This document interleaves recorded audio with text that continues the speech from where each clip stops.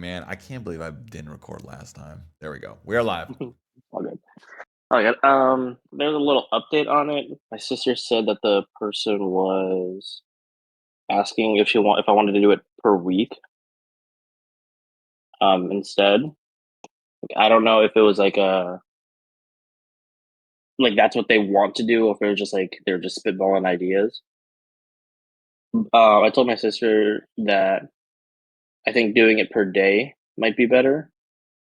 Um, because if I did it by per project, like it could be like 5 videos, but it could be like instead of like 1, 2, 3, 4, 5, it could be like 1A, 1B, 1C, 2A, 2A, or 2A, 2B, 2C, like that. So like even though it's technically like 5 questions, there could be like way more like sub videos in it. So if it is per week, would it just be my per day rate like times 5 then? Uh, it could be. It could be. Okay. Um, just real quick. So a couple things. I'm gonna give people who aren't aware a little preface to what A-Ball's referring to, so that they can follow along. But Daniel, in terms of what to use instead of PayPal, I would say literally anything. Like, um, Wise is kind of a good um, payment processor that takes international currencies. So you could use Wise. I would just use an invoicing service. So like Wave is a good one, which is what I'm using. Um, I'm not familiar with Melio, but yeah, Melio could work. You could Stripe. I don't know if Stripe will allow you to do invoicing, but I'm not familiar with Revolut. What I would recommend doing, Daniel, is if you're going to be actually charging people for work, I would go with not a payment processor. I would go with an invoicing service. So there's I I can't think of the names of all the different ones, but like Wave, QuickBooks, Honeybooks. What are some of the other ones out there? There's like if you do a quick search for um, like invoicing services, I would go with just I wouldn't rely on PayPal because PayPal also why that so okay. I'm gonna try to answer this quickly so we can get to A-Ball's thing because I know A-Ball's short on time. So the reason being is that when you use an invoicing software, most of the time they handle more than just processing the payment. You can get away with using like a Cash App or something like that if you really wanted to. But what you'll end up finding down the road is that you're gonna want things out of that software or that service that Cash App isn't going to provide. They might, but they might not. PayPal in particular is a notoriously bad one because for one, they have really high fees, and for two, they have a bad history of holding money. So you'll get paid and they'll say like, "Oh, this is an unusual payment for your type of account," and then they'll hold it for whatever. So when you use something like QuickBooks or like Wave or whatever, people can pay directly with their credit card or their bank, and so the payment fees are a lot lower. Got you. How about this, Daniel? Maybe we can talk about that a little bit more after. If you're still curious, we could talk about that a little bit more after talking with Aval because I don't want to derail the conversation too much. But that is a really good question. So for anybody who isn't familiar, Aval asked a question in the Discord, I think just yesterday, and you're working with somebody who is producing. Is it sign language videos? Sorry, I was muted. Yeah, sign language. Yeah, and they're really short. So anywhere from like we'll do 5. We'll do 5 to like 15 seconds. So they're super short videos and they're basically just cut downs of a recording and it's used educationally. And right now he's been handed 40, around 40 videos that he needs to do. And so the original question that he had was, okay, how do I set up a a package essentially to charge this client for these types of videos. And the one of the initial things that we had talked about in the server was, do I do hourly or not? And just to quickly revisit that, I'm curious if you guys disagree or not, but I highly recommend not doing hourly.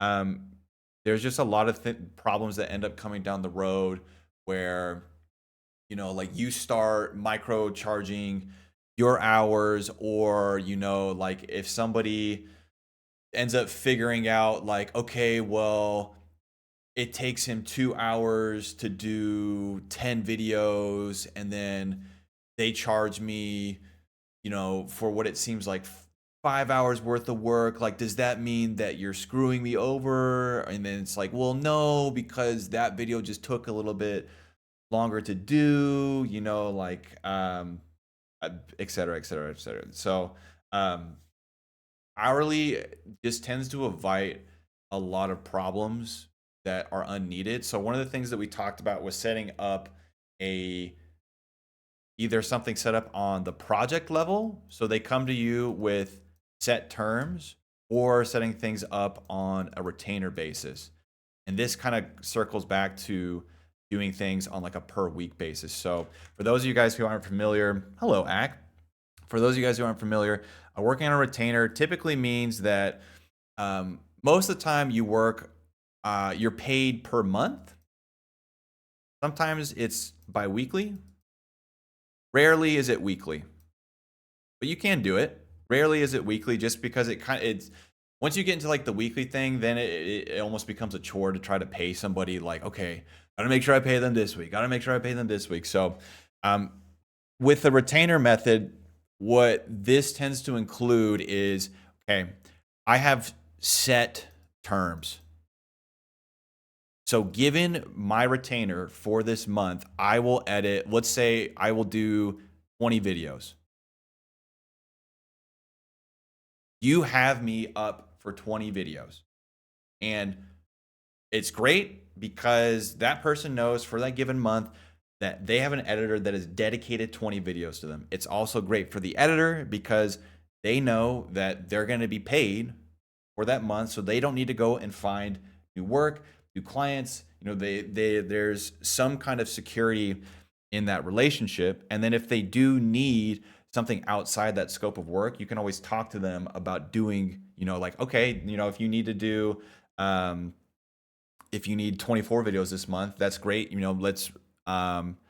Let's just tack on another $50, or whatever it is, whatever the situation is. So to kind of circle us all back to where A-Ball is at, he's trying to.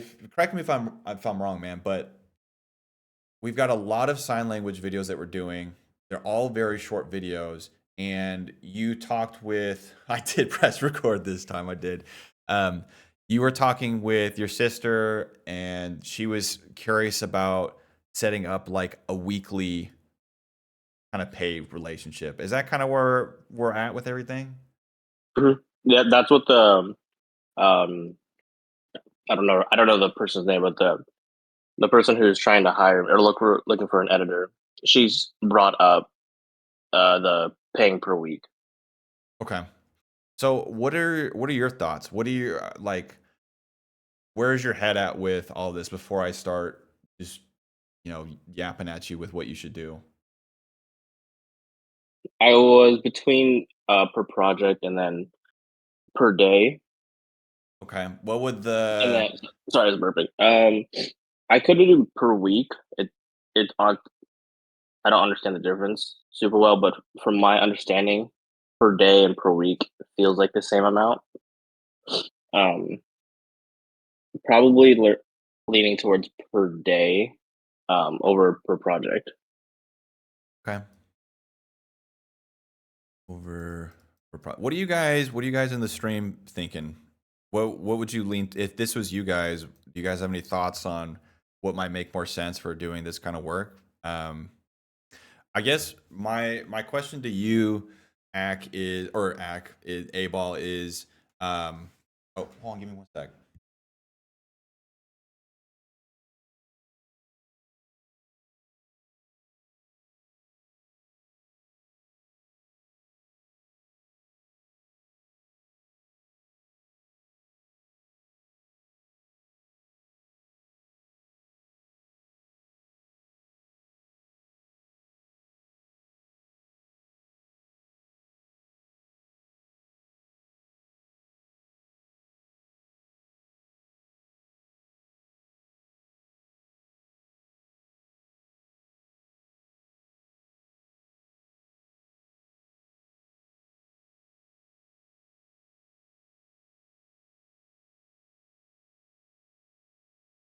Sorry about that, y'all.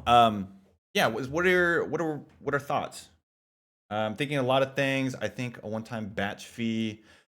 What topic are we talking about? So, Abel is editing a lot of very short videos, and he's trying to figure out the best way to kind of structure pricing for it. So, Abel, I guess one follow-up question for you is: do you see this relationship continuing like 2 months from now, or is this kind of just like a one time we need to get these videos all figured out and sorted? It sounds like it would go on for a little bit. She has an app that she posts like lessons on. There's like different levels like beginner, intermediate, advanced, advanced plus. And each category has like various amounts of like lessons. So I think as she updates it, I can definitely um like edit more projects.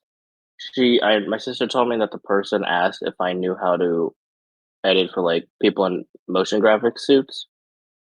I said no, but if she really needed me to, I could start learning. Um, One of my other like side issues is that it's not a guarantee that she's gonna go with me. So I need to figure out a pricing that like doesn't undersell me, but like doesn't scare her off. Yeah. Um, Okay. So they're looking at yeah, working with a couple different people. yeah. My sister said she's looking at two companies and me, possibly. Like the two companies, like they're established, but like because these videos are super easy, the companies might not give her like prior, that might not prioritize them or her. Got you. Excuse me. Okay. So I guess something that I would just, thi- I think this kind of train of thought that we're talking through is it's probably a little extra for the scope of the kind of work that you're doing, but I think it's good to have ask these questions and try to answer them to moving forward to try to structure these kind of conversations and feel more confident with what you're charging people. Ack had said if your experience charge high, people aren't paying for the time you spend editing their video. They pay you for your years of experience getting to the point. So I would say it's up to you as an editor to value your work depending on what kind of video and workflow you are doing for a client. And I think to kind of elaborate on what Ack's saying there is it's okay to charge high, not so much for like the amount of time that you're taking to edit, but your experience in delivering results without revisions on time and done in a professional way. And it just eliminates a lot of headache down the road. Um, where I tend to go with this is to me, if I were you, if I'm editing a bunch of these small videos, I just don't. I think that doing things on a per day basis or a per week basis or a per video basis, I feel like it's gonna put yourself in a stressful position where maybe you charge somebody per day, right? But then they only send you like 10 videos instead of the 20 or whatever it is, whatever that is. And then you kind of feel bad because you're like, well, I'm charging people like, you know, $7,000 and they didn't really give me all the work. And so then they might have some kind of animosity, be like, well, why are we charging this guy per day? Like, whatever. So I think if I were you, what I would do is I would come up with like a package and you say, hey, let's what I think would be fair is instead of me like you trickling in stuff to me one at a time, how about when you get 40 videos ready to go ahead and send them my way, and then once you have that set ready to work with, then we can start that project and I can do another batch of edits for you, and that'll cost you, I don't know, XYZ dollars. To me, this just seems like it makes it very clear to the client that you're working with, like, okay, this is what I need to provide to them and this is what I'm going to get out. There's like very clear um, requirements for what you're supposed to be doing, and then you say on here like you get your stipulations for revision number and due date and all that, right? Like that's all included. If this is something to where you're going to be working with these people, if you can see yourself working with this group of people a month from now or 2 months from now, then I might start thinking about working on a retainer. Or even then, I don't know. I just feel like this doesn't seem like a project that's going to have longevity to it. Um, so for me, that would be how I would go about approaching it. I would come up with a package, and you could even come up with a couple packages, and you say, hey, let's do this. If you have 10 videos you need me to do, go ahead and send them over. That'll cost this much, and we'll say we'll use fake numbers, but we'll say $100. If you have 20 videos, go ahead, send them over my way. That'll cost 180. You got 40 videos, go ahead, send them my way, and that'll cost 350. Right? So that the more videos that they give you, the better deal that they're getting, and it's a win-win for you because you've got more consistent work. You don't have to change workflows, etc. I don't know. How does that would be my approach? What's your thoughts? What are your guys' thoughts on doing something like that?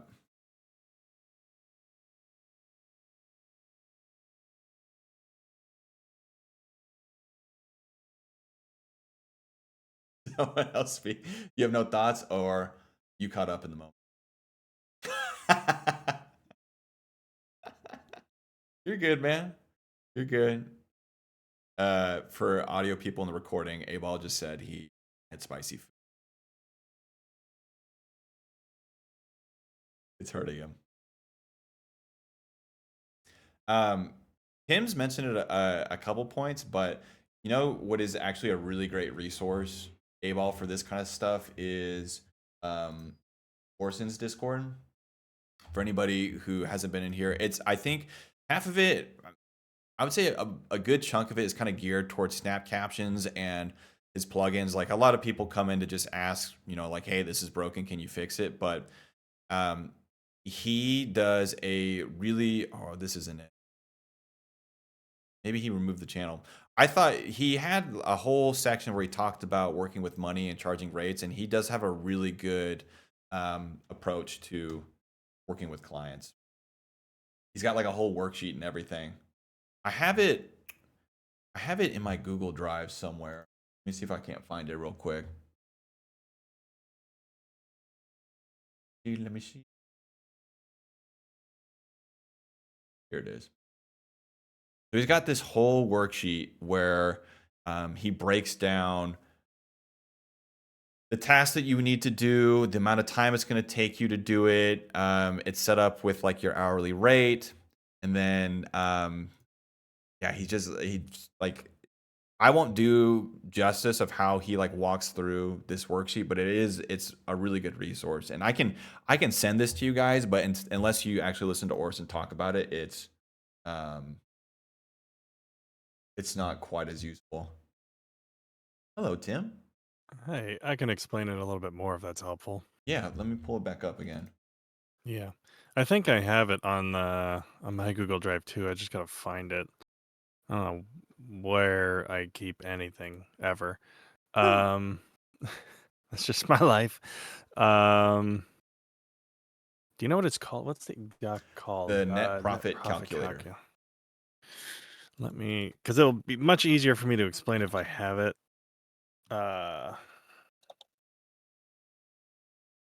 Wait, is it net operating income? Is this the one? No, that's a different one. Yeah, I thought he sent me a different version. Anyway, I'll just go off your screen because why not? Okay. So there's multiple things to consider, and I think this is the one of the biggest revelations I had when Orson and I were talking about this. We actually had a big meeting about it with our former team. But basically the idea is that this is all the net profit calculator is something for you personally to keep track of. Like, this is all of my operating expenses and how I actually function as a editor, as a cinematographer, whatever, whatever those costs may be. And so basically, these are the things you don't necessarily need to show the client, but you need to be able to show like parts of this to the client. So like your operating expenses could be something to the effect of like, I need these stock services. So whether that's like Artlist or audio or Epidemic Sound or whatever, you have a recurring cost monthly, and you kind of factor that into your cost. So you factor a percentage of that cost into the overall amount that you charge. You have the equipment costs that you have. So like there's a difference between like one-time purchase, so like a PC, that's like a one-time purchase, and of course, you get new parts occasionally, but you can factor those in later. But the idea is that you separate your one-time costs and your recurring costs.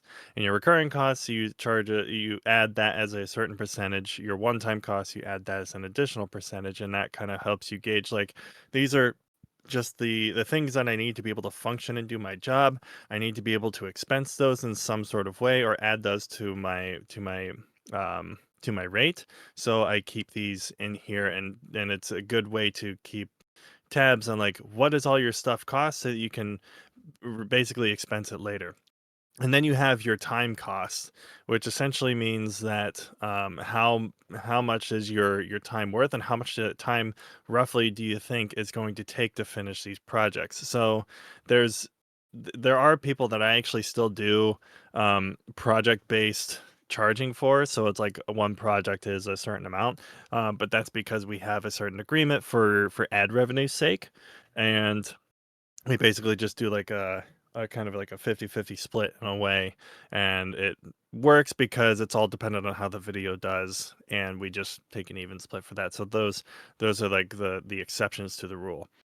um and so basically there's depending on what kind of work you're doing, there's up to probably 4 different segments that you can break your stuff out into, and those 4 things are what you would show the client essentially. So like if you're paying this amount, so let's say the total amount for the entirety of all of the projects you're doing, let's say it spans over a couple months, is you're charging $10,000, right? That's the total amount. Well, instead of just saying, I charge $10,000 to do these videos, you can say, well, that $10,000, let's break this out down. So you're paying 2,500 or 2,000 for the pre-production. That's like writing, scripting, and doing anything you need to get and for the footage to actually be shot, recorded, whatever that may be. And then you're paying 3,000 for the actual production, and that's whatever cameras, gear, lighting that you need to expense, and also be able to set up whatever other manpower if you have other people. I'm assuming in this Discord we're mostly talking about people that are just focused on editing or just one-man bands, which is something I've done way too much of. um and so you can break that cost down. It's like, okay, for the production of all of this, you're charging this much. And then for the post-production, there's like another 3,000 or something. And then any additional stuff, you kind of, and Orson calls this your fuck-up budget. Which basically is like it accounts for anything that, and he has this in the sheet too somewhere. But it basically accounts for anything that could go wrong, and will go wrong because there's always something. So you essentially put that in. You don't necessarily tell the client about that, but that's something that you factor into your charge because like notes could come back, or parts may, something may go wrong on set, or the client may have to reschedule something. um he does, yes. So what he'll do, Sleeves is correct, yes, he does basically have that, and that's usually for clients that are really really difficult to deal with, and he'll purposely just up the charge significantly on clients he doesn't really want to deal with. And you know it's one of those things, like if he doesn't get that job, he doesn't care because he doesn't want to deal with them. If he does get it, he's making a bunch of money. So it's one of those things, like you evaluate the cost of what it's going to be worth for you to be able to actually do that job. So Yeah, so this operating cost here is that thing I mentioned initially. So you have the one-off expenses. Again, that's like anything hardware-wise that you buy one time. Recurring expenses, that's anything that you need to expense for software. That's like a subscription base, whether that's again stock or cloud services, internet, phone service, depending on what you might need. So you basically write all of your stuff down. It gives you what that cost is per year. Then you can break that down into what that would cost per month, and then that helps you up your charge a little bit. And again, all these little expenses are not something you show the client. This is for you, but this also helps you justify for yourself why you need to charge a certain amount. And then that way, when you break it down to like the four things, so like your pre-production, production, post, and anything else that could go wrong, you break those things down um, to the client, and then they like have a much better idea, and it makes much more sense for them because now I'm paying all of this because you're doing all of these different services. You're not doing one service; you're doing 3 or 4 different services. Does that make sense? Yeah. So these are this worksheets like these are really strong because they, like, I think like you were saying, it's more to help justify your price and to help with the feelings of guilt of charging people, because like people who don't do these kinds of things and don't take into account like time it dues to do this, they don't last in the world. They might be able to offer cheap prices for, a year or so, but then like they're not able to maintain a business because you just can't. Like you can't operate without taking into the expensive costs and stuff like that. So Yeah. it's This is it's a also go ahead. I was just going to say, this is also just a really good exercise for anybody to do because once you see how much it's costing you, you'll feel much better about charging clients what you need to. Yeah. You'll be surprised at how drastically your mindset will shift as soon as you see all these numbers in front of you. Because once you have the numbers, it's like, oh, okay, I don't even really need to think about it anymore. This is what I should be charging to make it viable. Yeah.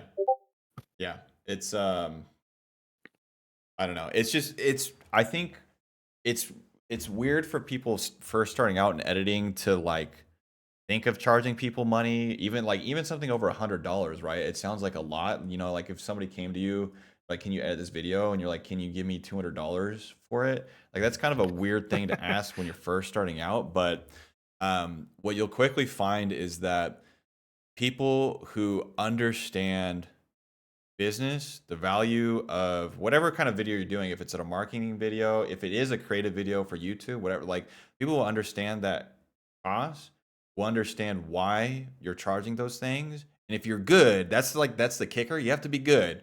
If you're good at what you do, then a lot of times it's a no-brainer because they go like, or it's just like, yep, totally understand. Like we can either afford it or we can't. And then it's just, go from there. Yeah.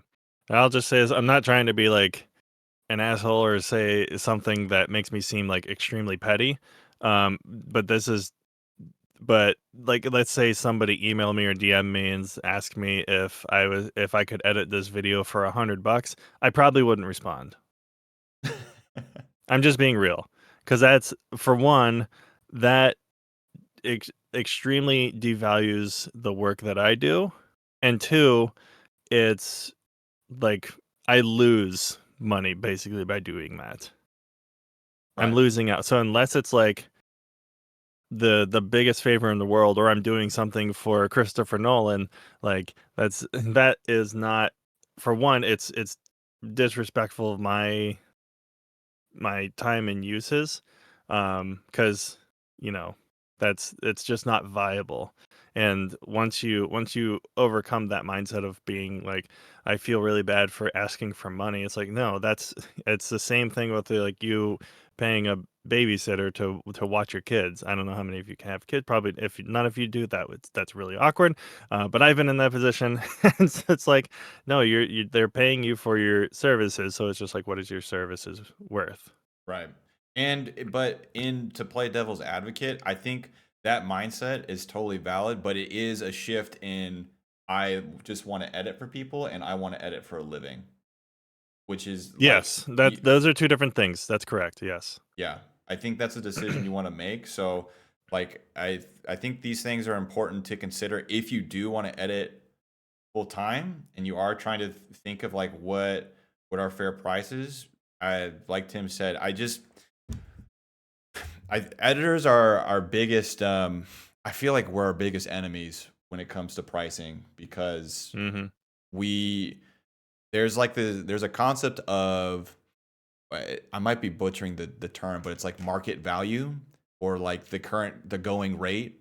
And so that's determined by like the mass editor conglomerate, right? Like what is an acceptable rate for um like this kind of a work, kind of a project, excuse me. And so when we all we all start charging lower and lower and lower and lower, then um, the going rate for videos goes down, and then we all start getting paid less, and then everybody's like, "Well, I can't do work because I only charge $20 a video," and it's like, "Well, yeah, that's why you can't."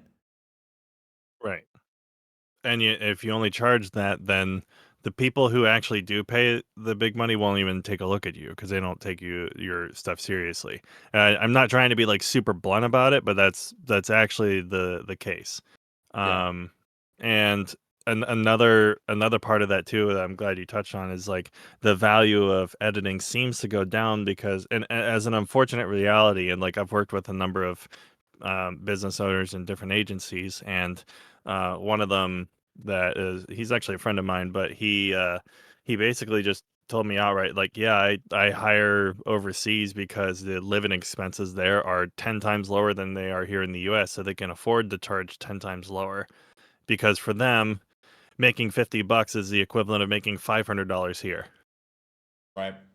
And like that's just an unfortunate reality of things. And so as someone, if you're just editing for fun and you just want to like edit occasional videos here and there, it's probably not that big a deal. But if it is something where you're trying to turn it into a living, then you have to make a much much bigger business use case to where it's like hiring someone overseas would make no sense as opposed to hiring you. Yep. Yep. Yeah.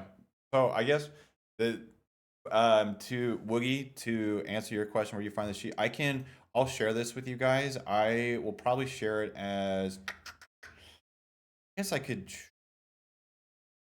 provide a link. You guys can have it. It's your email. I know it. No, explain. That's my public one. What you're gonna want to do is with this link, go up top to file, and then I think you're gonna want make a copy. Make a copy of it to go to your own drive, and that'll give you the worksheet and give you permission to break down and use all of it. But to wrap back to what to Aval and your initial conundrum, I think hopefully this provides a little bit of clarity in terms of like how to approach charging people. I think at the end of the day, what you need to decide is how much do you care about this. Like if this is something where you feel like you have to have it, or you really just want to get the work, or you just want to do something like, I mean, at the end of the day, charge what you want. But if you are looking to turn what you're doing into a business, I think these are things that are important to think about. Do you still have questions? Does that help at all? Yeah, I know him and I have been talking for a little bit, but Abel, do you have any other thoughts or questions? I think I'm good. I need to figure out how much I would want to charge if I did it per package, and then I think I need to look back at the retainer stuff, but I can just watch it in the VOD. Okay. This definitely isn't something that I want to do. It's more of just like it's another form of editing that I can do for now. because this type of like just cutting stuff, like I definitely can't make a living off of it, and I don't think I would want to if it's just trimming the Right. dead Just doing space, the dead air. little whatever. Yeah, but like excuse me, I do want it because I can go on my resume and say that like, I did work for somebody else, and like just that will help. Um, but yeah, everything was helpful. Shut up. I was hurting.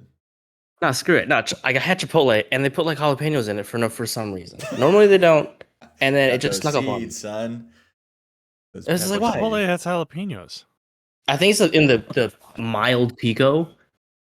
Oh, Like sometimes they really? have, sometimes they don't. Huh. Yeah. Man, I would get it every time if that was the case. Okay. Yeah, I'm all good. I wanted like feedback on the Creed edit, but I got to skedaddle.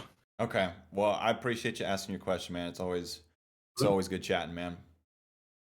Thanks for the help, guys. Alrighty, man. Let's give a big round of applause to A-Ball. Hold on. I got my sound effect right here. Hold on. Thank you.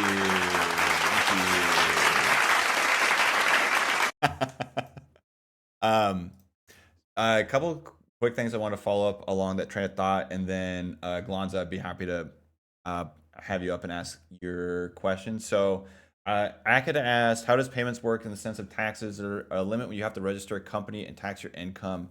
So on. I am Delulu with this. And I think what Sleeve said is correct. I believe it's definitely state/country dependent to where you need to report a certain amount of money as income. I had thought in California it was as low as like $600, but I could be twisted there. I could be definitely, but there's definitely, you'd have to look it up. There's a certain point where you need to report it as income. You don't have to. That's depends on how lucky you're feeling with the IRS, but I will say the IRS has not lost many times. And then Sleeves had asked if I'm an LLC. No, but I will be soon. So in the United States, there's a few ways of forming businesses. There's a sole proprietorship, which is basically self-employed, and you can there's do a new thing for anybody who may be a little unfamiliar. So there's sole proprietor, and you can do this one of two ways. One, you just operate under your own name. So I would just operate under good old B. Randon. Or you can fill out a DBA, which stands for doing business as.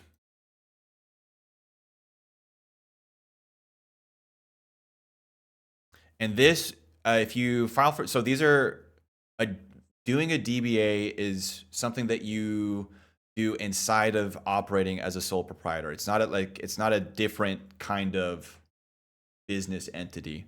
So for me, my DBA is Brandon B. Media. So I can write checks as Brandon B. Media. This is something that you have to apply for. You get a business ID, but the problem, one of the risks that comes with doing something as a DBA or sole proprietor is that there's no separation from the individual and the business. Meaning that, let's say, for instance, I'm feeling really crabby one day and I decide to screw somebody over, right? So I just say, you know what, like, screw you, I don't want to do this video. We've signed the contract, but I'm like, heck you, dude, I don't want to finish this. Well, if that my client decides to sue me, they can come for everything. They can come for my car, my computer. They can sue me for whatever, because they're suing me. They're not suing the business. So the alternative to the and say, yeah, they can come. Well, they can come for my dog, It can come from my damn dog. So there's a few other business entities that you can form that aren't sole proprietorship. One would be forming an LLC, which is what is it? It's a limited liability corporation, I think is what it is. And then the levels up from above that is an S corp and corp. Now, an LLC is probably where, if any of us who do editing and decide to form studios, become businesses, whatever, this would be where you have a separate business identity. You have to apply for it. You got to fill out paperwork. There's fees involved with it, whatever. But when you do form an LLC, you now have your own business entity. So if anything comes up, people can sue the business, but not you. And then none of us are going to deal with sort of thing at all. So I am currently sole proprietor. I'm a DBA. Please do not sue me.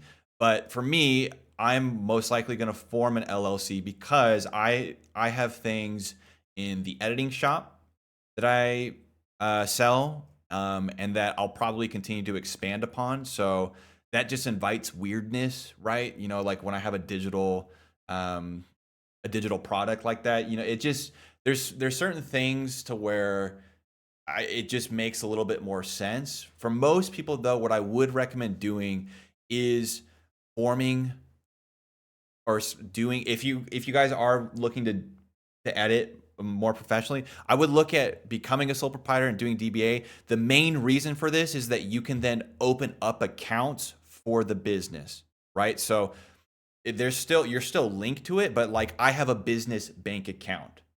I can sign up for Amazon Business, right? So there's certain perks that come with this that you don't get if you're just, you know, like Joe Schmo just editing on the side. So for most people who are just doing freelance editing, this is totally fine.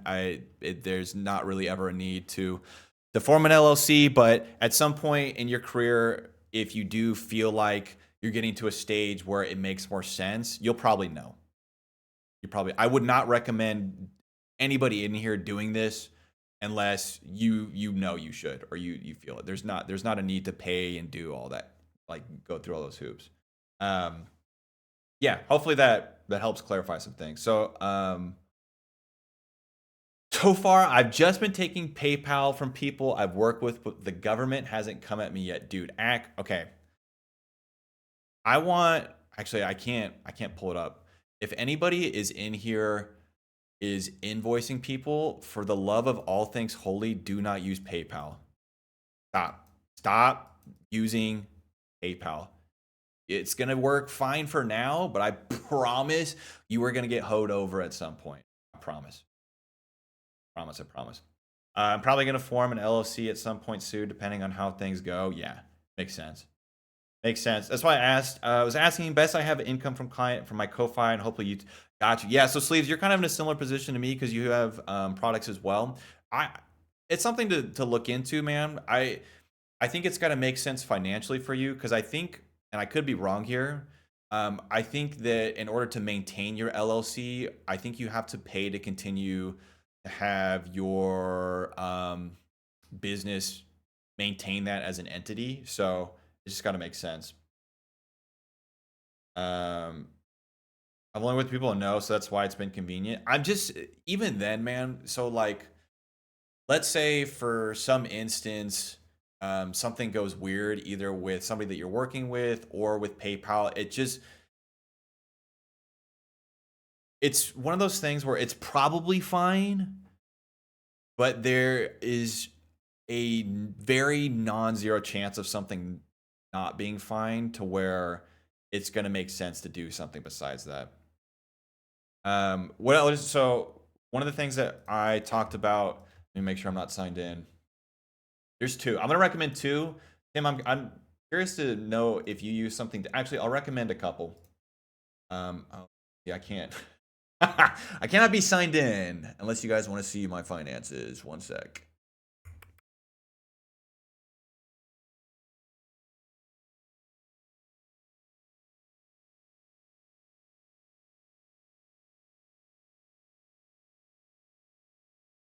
Brandon B Media.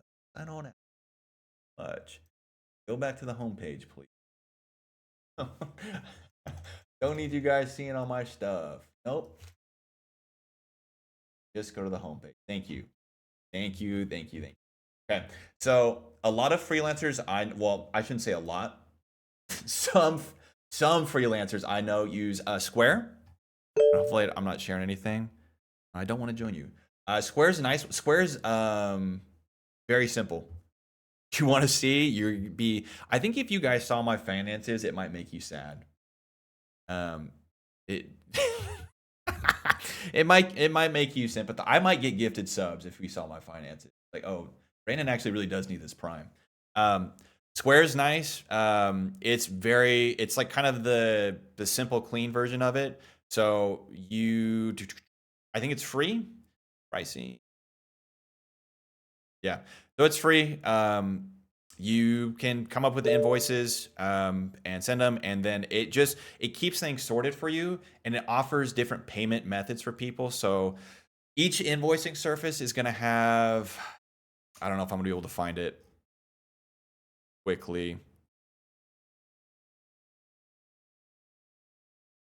Yeah, it doesn't matter. So each invoicing service that you have is going to accept different kinds of payment processing. So most of them, I would say all of them are going to take either a direct bank transfer, so ACH transfer, or credit/debit card, and then others will take like Venmo. They might take PayPal. They might take Cash App. They might take Stripe.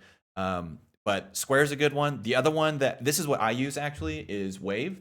Wave is going to be a little bit more involved because it offers more tools. It's also free. They have a completely free version, but it'll have it gives you the ability to create products. It'll keep track of your finances, and it allows you to create invoices. So if you're somebody who is, I would say this: if you're somebody who isn't thinking about making this a real side hustle, do something like Square. There's probably some other really simple free stuff out there. Just don't use PayPal. If you are somebody who's looking to take this a little bit more seriously, use Wave. I was actually using QuickBooks for a long time, but we're beefing. QuickBooks is paid. It's very powerful. It does everything. It accepts everything, but they hoed me over with a monthly charge, and so I'm currently boycotting them. So this would be something where like down the road, or there's Honeybooks. Honeybooks is or Honeybook, excuse me.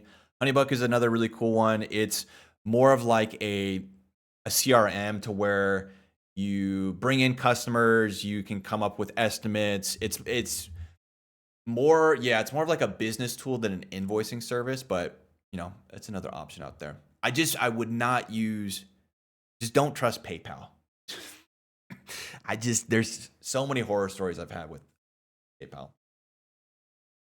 Do you do any sales funnels, B? I don't, Sleeves. I don't. It's something I should do, but I have like 2 nostrils above water right now, and have not taken a step back to do stuff. Glonza, are you still here? And do you still have a question? I'm so sorry. I realized I've been yapping for a little bit. I've been using Wise for a couple months now. It's pretty good. Yeah. So Wise is something that I need to make sure I'm logged out. Wise is something I've actually just started using in addition to. Okay, I'm not logged in.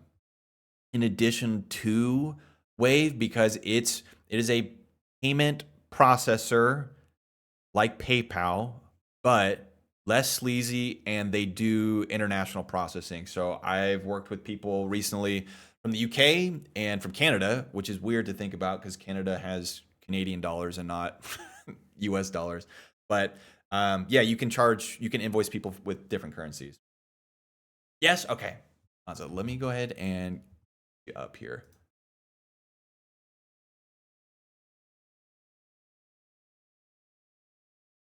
Come on up. Hello. Hello there. How we doing?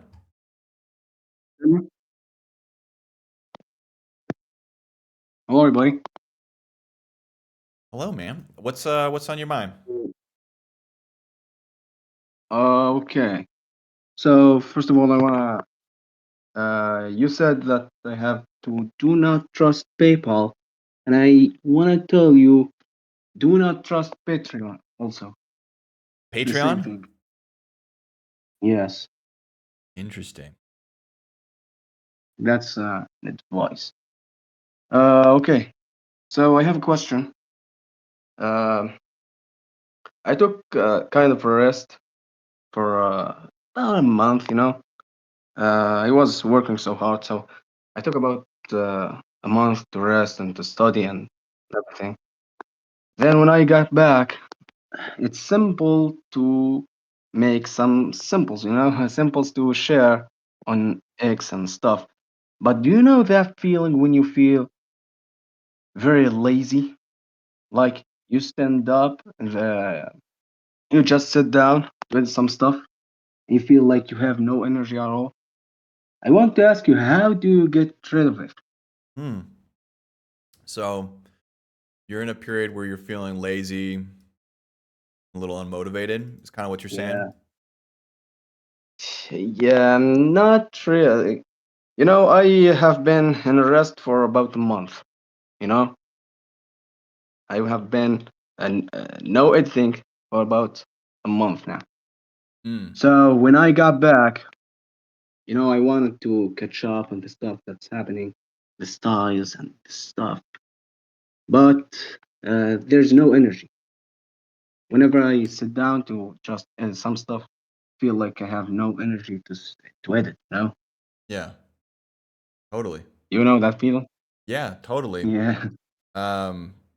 Yeah. I mean, so first of all, hello, Billy. Hello, Yayo. I don't think I said hi earlier.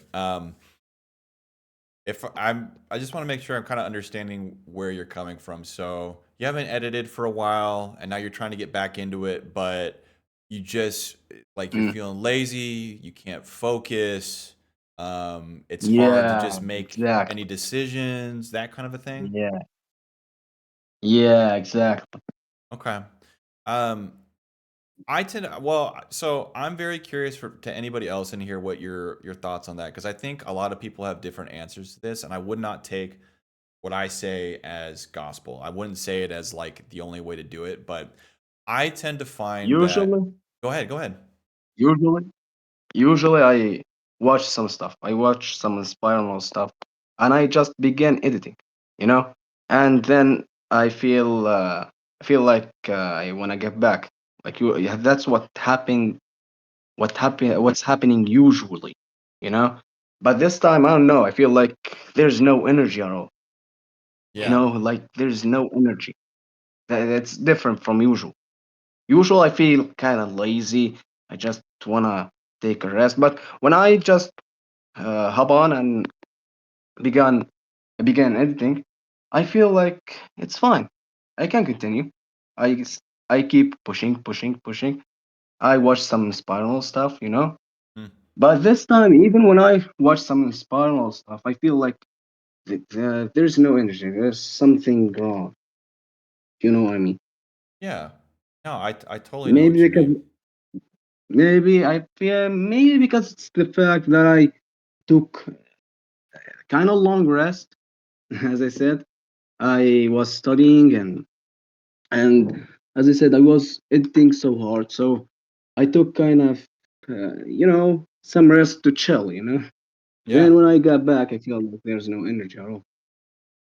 yeah. No, totally. That totally makes sense. I think my general thoughts and feelings on this when you're feeling it could be just feeling tired or you're feeling unmotivated. I think a lot of times the way I like to think about it is just like a lack of focus when you go into edit something and like making decisions feels really hard. I guess Yeah. the way I'll say I'm gonna say three things about it. Um, one, I tend to find the answer to this has nothing to do with editing.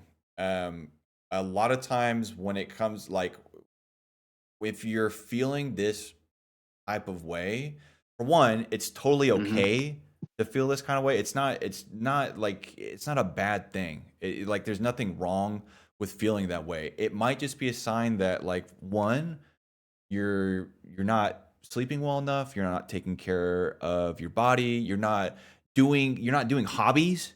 Like you might not have given yourself a chance to enjoy life a little bit, because burnout, like people are saying, is like Yeah, yeah, it's a very, yeah. There's very, some. very real thing. Yeah, I was training. I was training some sports, but I got injured.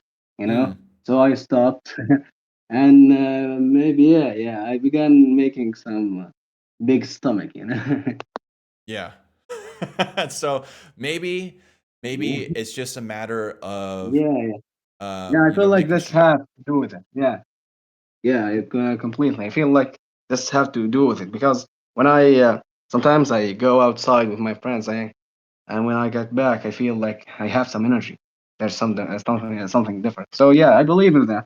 Yeah. So I believe that's in that. I think that's something Um, that I always recommend, is just like if yeah, you're really probably stress have a lot to do with it yeah. I because it's not the first time that that, Yeah. No, I think it's a totally valid thought. I don't think there's anything wrong with feeling that way. So one of the things that I always recommend for something like that is like if you really are feeling that way, if you can afford it, man, just take a day to yourself. Like, and I mean like a real day to yourself to do whatever you want. Like go talk to people, go get food with somebody, go out. If you can yeah, go outside, but if not, just take a day to like decompress and do whatever. And it is always astonishing how much better you feel the next day. It's one of those things where like you don't realize how bad you were feeling until you start to feel good. So, yeah, um I understand. so that's one thing I would recommend. If that and that's more of just kind of like, like a life, just let's live a little bit better. Two, so this would be more of like a practical thing, is Mm. if you don't have time to mess around with like going around and doing that stuff and you're really stuck, and I would look to provide structure to what you're doing. So give Yeah, yourself I know. Well, I have sometimes. I have sometimes when I go outside. It's okay. not a big problem for me. Yeah, yeah, it's fine. Okay. So when you What's are that? ready to go, editing there's so many different pieces to editing a video that it you there's like a sense of sometimes not even overwhelm, it's just not knowing so much where to start. So if you can come up with like Mhm. lists of things for you to do, so it could be, okay, step one, get the footage. Step two is get music. Step three, whatever, right? And so when Yeah, I do you that. Sometimes I edit 20 seconds video on 4 days. It's seriously. Sometimes I do that. Yeah, yeah. it's yeah. Sometimes that's what I'm doing. But feel like when I edit for one video in 4 days, like I feel like I have to keep posting it consistently, especially on X because uh, my first my first resource for clients is X. Usually I post stuff, people like my edits, then they contact me. So if I'm not posting, I don't know, maybe I'm wrong, but I think if I'm not posting that much, there's less clients will see my work, so less contacts will happen. That's So what make me kind of stressed, because before I take that kind of vacation, I was, making some good deals, or actually not good deals. I was, you know, bringing some clients. You know what I mean? My my account was visible. yeah, let me ask you a question. When Yeah. it comes to you getting work, if you are a creator looking to hire somebody, would you look to Mm. hire somebody who makes a really good video or somebody who posts 4 videos that are just okay? No, a really good video. Right. So something to keep in mind is if you think that you're falling behind and you're not posting videos as often as you should, is it gonna really do Mm. you justice to post something just to post something? Or is it gonna be better to take your time to post No, I'm something? not doing that. Okay. So, Take my time. But what I was saying that I was, if you edit, for example, a video, 4 videos, that's really good. And you plan to share them the next month. For example, let's say you have posted the same video 4 times every single day without different structure. For example, the first day, the normal video, the second day, before and after, the third day with a timeline, and the fourth day, I don't know, maybe before and after, but with a short structure, with a short form. So like that, you can post about 16 videos in 1 month and still, showing really good videos. That's what I mean, because I was doing that usually. Because it's something I don't know if it's me thinking like that or I don't know if I'm wrong, but when I post, for example, a video one time in, let's say, 2 weeks, okay, usually the engagement from my followers and the impressions, that stuff, usually it fall down.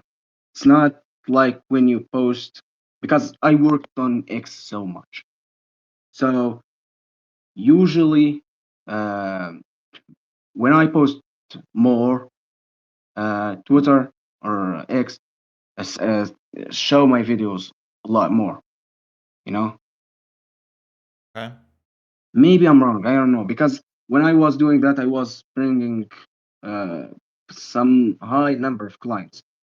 So maybe that's what making me think like that, because that's what I was doing, but it was working a long time ago. Now I cannot even do it, because if I want to make the quality of the videos so much higher, I have to take a lot of time. So I stopped doing that. But I don't know if that's the best decision or not. So if I'm understanding what you're saying, what something that's stressing you is that you're not posting as often and you feel that that's important to you and your brand so that your followers can see you Mm, posting videos. yeah, Okay. yes. Do you feel like posting 2 to 3 videos a week or 4 videos a week or whatever it is? Do you feel like that's better for you getting clients, or is it better for you to increase your following? Get clients. Okay. So if those are the clients that Mm. you want to Because, for get, example, my account makes about 300, let's say, uh, 300 impressions in a week, let's say. Uh, s- are you not working with those clients on a consistent basis?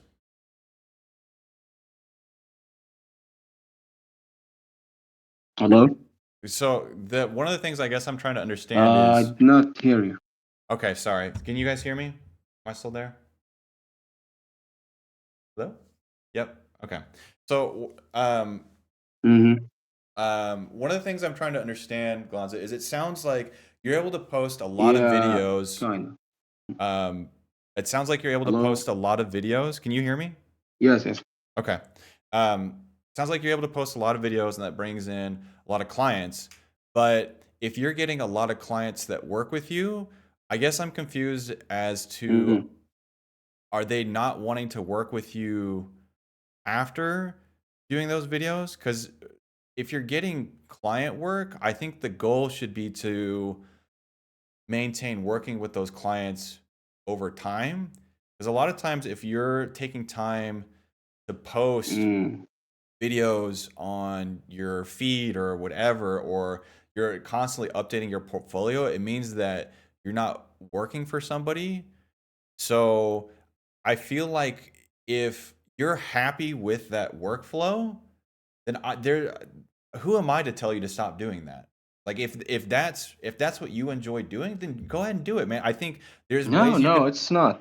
you could figure out how to get back into that workflow and get posting. You just got to get back in the swing of things. But if you're constantly stressed about, or maybe not constantly, but you get stressed about, finding work, clients, posting all the time, then it might be better to take a step back and think, okay, Mm, these aren't the kind of people that I want to work with long term. Who do I want to work with long term? And how mm, can I get those kind of clients? yeah. Does that make sense? Like, Mm. I Yeah, yeah, completely, completely. okay. Yeah. I Because what I was usually doing is I was posting, then clients come to me. You know, they right. were coming to me, and then I have some contracts for long terms. I was not thinking. Yeah, I was forgetting about that. I did not think about that. Yeah. And I Yeah, think what it's you'll weird. end up finding as well is that when you're able to spend more time, or just you give yourself time to improve at what you're doing and getting, and mind you, I'm not the best editor out there, but when you get better at what you're doing, clients are going to be happy working with you, and Mm, word will spread. So you don't have to spend time posting videos all the time. You'll make yeah, connections that will, like, you've already done the hard part. You've already gotten your first clients. Like, you've already got a resume, you've already got a portfolio, which is like amazing. I think maybe the next thing to mm. think about is like, okay, now what? Now, like, where can I go from here? Yeah. I worked even with some clients that have 2 million subscribers. Yeah, man, So that's amazing. yeah, I have a client that have 2 million subscribers. But those videos that I edited were kinda old. I have the last client that's kind of big was 800,000, I believe. Okay. Um, but it was from a while now because it was before my vacation, and there's a lot of stuff changed. Everything is changing constantly, so I cannot. Um, but I understand what you're saying. What you're saying Okay. is complete. Oh yeah. Okay. Oh. Um, yeah, I think to kind of take a step back to what you're originally talking about with feeling lazy and unmotivated, and you don't really want to do this. I feel like what might be good for you is, my recommendation would be to take a step back, give yourself a healthier lifestyle where you're a little bit more picky choosy with who you work with, you do a better job working with them, and then you show those results that you're proud of. And it's less of a focus on consistently posting. Consistency is always great, but there's like, I don't think you should put a uh, a quantity of videos you have to put up. I would post things that you're proud of. You're proud of sharing, because editing is like, it's not editing is different than being a content creator, right? We don't have to update our portfolio on like a weekly or daily or monthly basis, um, because like what ends up happening is you spend more time just sharing your work instead of doing good work. So um, that would be my recommendation. I like. Does that make sense? Do you have other questions on that? I know it's not like real, like tangible things, but does that what I'm saying make sense? Oh, we lose Glanza.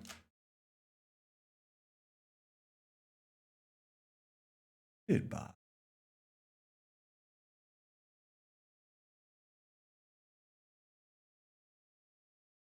I'll give him a couple seconds, and then we might have lost connection here.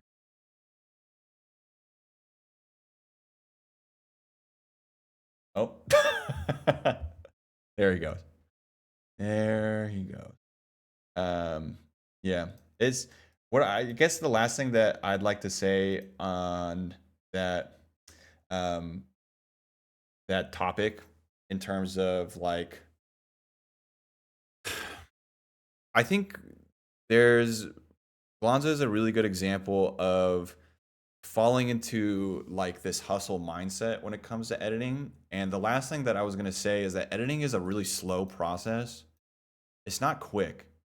And I think if you, and Ack knows this firsthand, that's the slowest editor I know. If you guys, if I think it's really dangerous to get into this mindset of just like cranking out edits as fast as possible and then just running yourself into the dirt. Is what, like, if you like that lifestyle, like I said, there's nothing wrong with doing that. If that's what you like, I would never want to shame you for doing that, but I just tend to find that what ends up happening is you will burn out. You will get fried. You're going to struggle with finding fulfillment with what you're doing, and it's not going to be a recipe for longevity. Woogie had asked, what's the best way to get your first client? Woogie, do you mind me asking you what kind of work you do and what kind of editing that you'd be interested in? Also, yeah, congrats to dude. Tim, I don't know. I don't think we've had a chance to actually talk since ResolveCon, but dude, you killed the presentation, brother. Killed it. I really enjoyed it. It was, I'm not gonna say it was my favorite, but it was probably my favorite.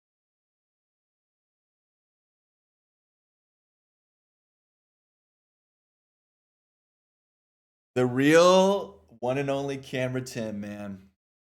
What a guy. What a guy that guy is.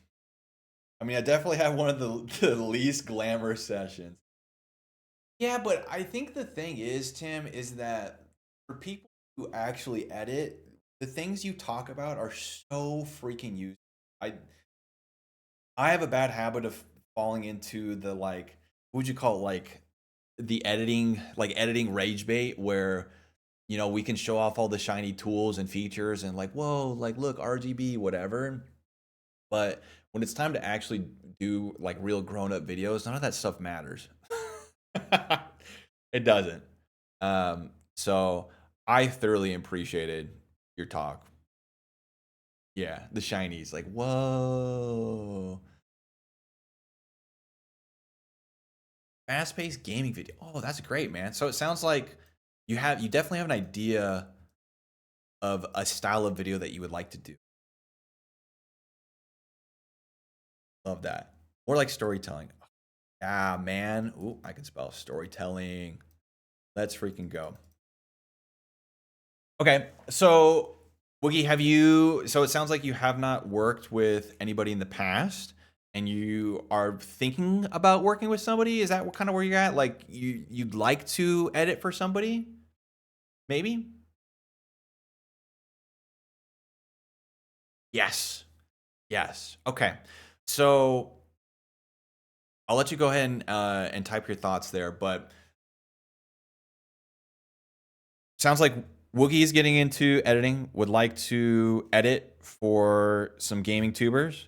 And I would lean heavily into this storytelling element. That's kind of like the big buzzword these days in YouTube land. So, interested in getting their first client to work with. So, oh man, it's I don't have a pretty answer for this. I can give you recommendations for things that would be good things to do, but I don't have a step-by-step guide. So what I can do, and again, you guys in the stream can definitely speak up and offer your 2 cents as well. So what I can do is I can talk through what I would recommend doing, and hopefully that can help. But it is one of those things where, like, dude, the first client is always, it's the toughest part.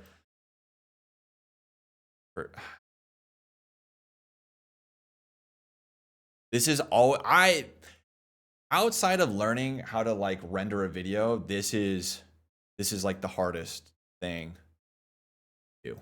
Is getting your first set of work. So what I'm going to say is this, Woogie, you need to exist online somewhere. This is something I've said multiple times, but if you don't already, you need to have something online where somebody can see your work anywhere. So it could be Twitter. You could have your own website. You need to have something somewhere where somebody can see your work. Mine is very outdated, but for me, for a while, I use this site. It's called youtubejobs.com. It's very nice. You can link YouTube videos you worked on, and you can have a show reel. You can have a show reel. But you could even do, I'm scared to pull up Twitter. Hold on. Hold on.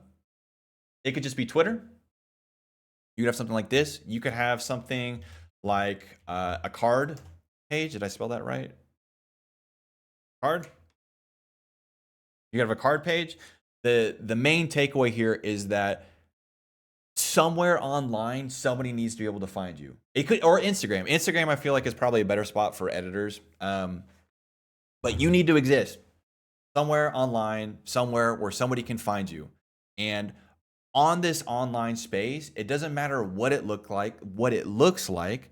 There's better ways of showing, certain styles of videos, but you need to have some kind of example work. So exist. Step 1, you need to have, and examples. We'll make it the E-axis. Exist and examples. So you need to have something. Now, depending on what kind of video you want to work on, your example footage could look like a few things. A very common practice is to do something called like a show reel or a highlight reel, or something that highlights your edits, right? It shows off what you're capable of doing.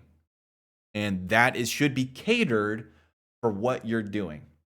So if you want to do Minecraft videos, we'll stick with Minecraft, right? Doesn't matter what game it is, but if you wanted to do Minecraft videos, hopefully in your show reel, you have Minecraft edits there. A show reel, this is something we talked about, I think, a few office hours ago. A show reel, highlight reel, a portfolio, whatever, it's analogous to a resume. If I'm applying for, let's say I have construction experience, right? So I've worked construction, and I'm just a handy guy. So I have experience maybe like working on cars, building houses. I can do a little bit of electrical, whatever. But I'm applying for a job to be a painter. Well, my resume shouldn't have 20. I mean, you probably wouldn't need a resume to apply for a lot of like blue collar jobs. But let's just for the sake of the example, if I was applying to become a painter, my resume shouldn't have the fact that like I can use a buzzsaw.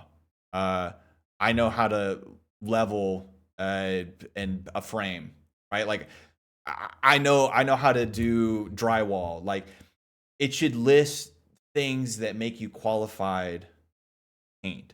Does that make sense? So it's great that you have like a very specific video in mind, because then you can gear your work to do that kind of video.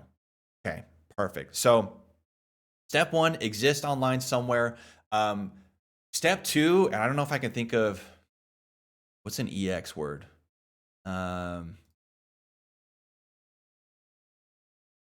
Don't excommunicate. Don't. All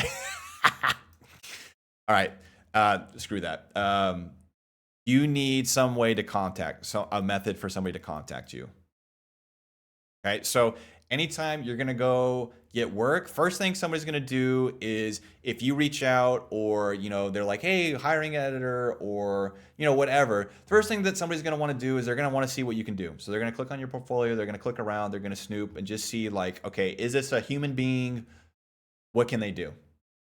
The next step is they need to be able to get a hold of you somehow. So I always recommend an email, some kind of public facing email. Or make sure your DMs are open. This is the internet method of doing it. This is probably how you're gonna get work. And in internet land, in my neck of the woods, Twitter or X. Twitter is where a lot of those DMs live. I know for some people it's Instagram, and a lot of people it's also Discord.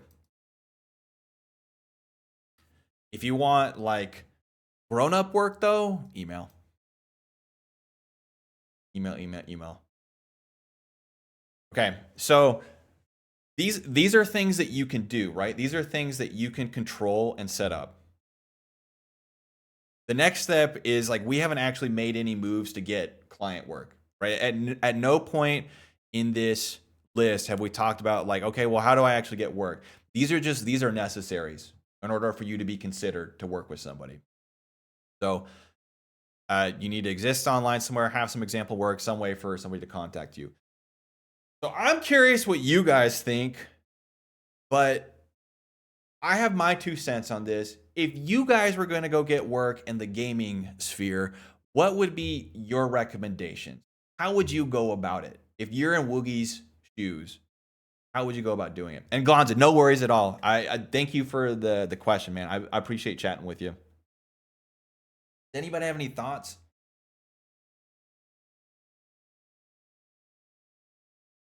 I can give my 2 cents, but I don't know if it's necessarily like a legitimate way of doing it. I will say, you guys go ahead and type up what you're saying, but I will say the one thing I would avoid is doing old. Don't like it. I don't like it. I'm not a fan. I'm not a fan of just messaging somebody asking them to work with you. I don't like it. I'll explain myself in a second here. Full DMs are a waste of time 99% of the time. That's my feeling. That is my thoughts and feelings.